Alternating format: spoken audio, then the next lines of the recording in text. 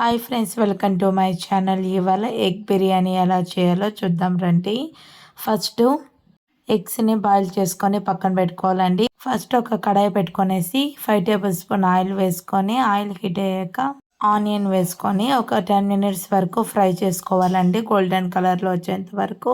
Biryani spices వేసుకొని ఒక 10 minutes వరకు ఫ్రై చేసుకోవాలండి.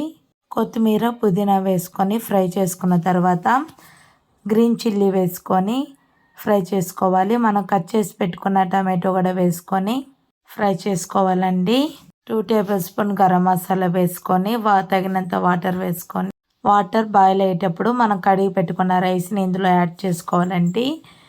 ఒక 10 మినిట్స్ తర్వాత మనం ఉడికించి పెట్టుకున్న గుడ్లు కూడా ఇందులో వేసుకొని 2 టేబుల్ స్పూన్ గీ వేసుకోవాలండి.